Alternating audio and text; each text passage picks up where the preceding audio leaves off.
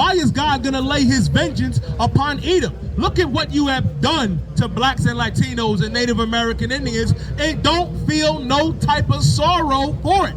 You watch Mexicans get locked up in cages whose land this is, and you go home and say, oh, that was rough.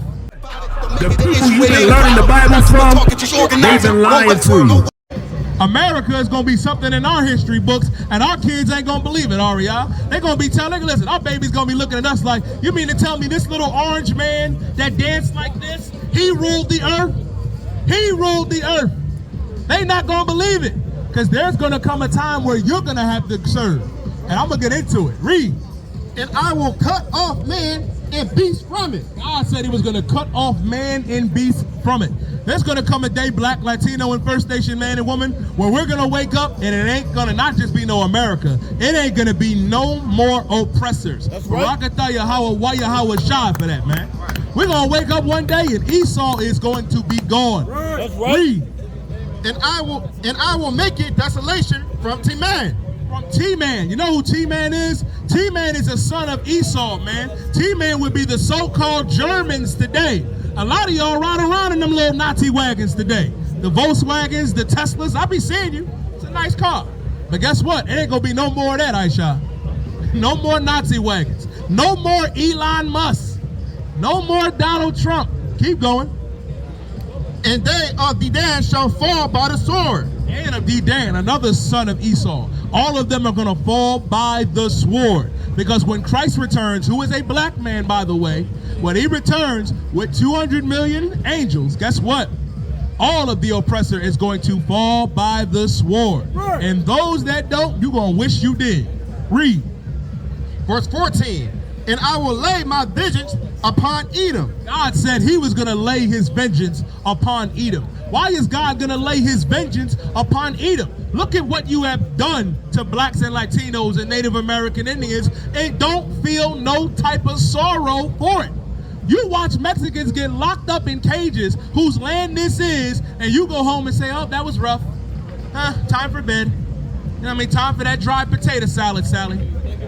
You go home and you sleep like a baby while our babies get taken from us, man. Right.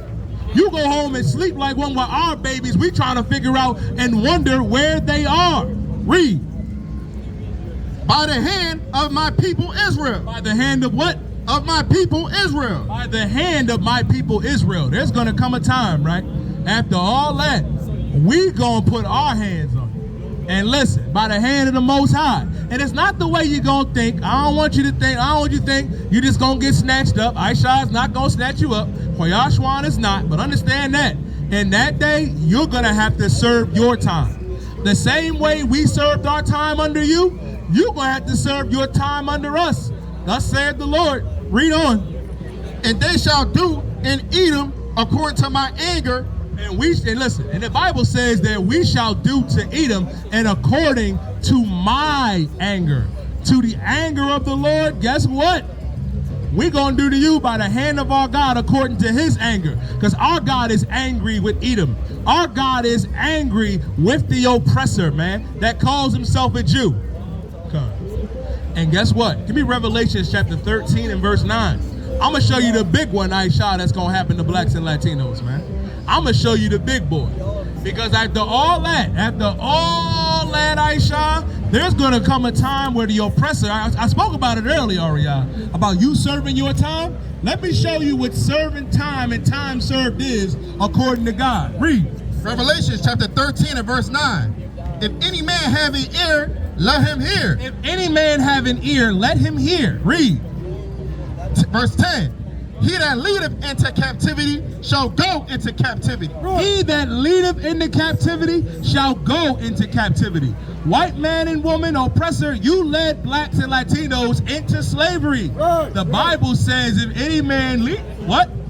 He that leadeth into captivity shall go into captivity. That's right. He that leadeth into captivity shall go into captivity. Right. There's going to come a time where the oppressor is going to have to go into slavery. Right. You're going to have to go into captivity. That's right. He that leadeth into captivity shall go into captivity. So do your workouts now. Get your jogging in now. Because guess what? There is going to come a time where I'm going to be looking like, what's that devil's name? Man, Aria, I got big dreams, brother. I got big dreams. Django. Man, I'm going to have a gold and black suit similar to Leonardo DiCaprio's, man. I'm going to have my own Candyland. And you going to have to serve in slavery. That's right. You going to have to. I like the city oppressor working out and jogging. Get it in. Get it in now. Because guess what? On how we was picking cotton, you gonna be picking cotton too. In your Armani suits, what's the other suits they wear? That Gucci, that the Balenciaga, the Dolce & Gabbana. I want you to wear your Sunday best. I want you to sing songs too, man. The same way you required a song of us, the same way when we had to sing our Negro spirituals, white man and woman, when you on that plantation, you better sing the Rocky Road to Dublin. I want to see this right here. I want to see that right there. That's what's gonna happen. Hey, listen, brothers and sisters, man. If you like what you hear, hit the subscribe button, man. Subscribe to this channel. And also, please, go to ISUPK.com and pay your tithe.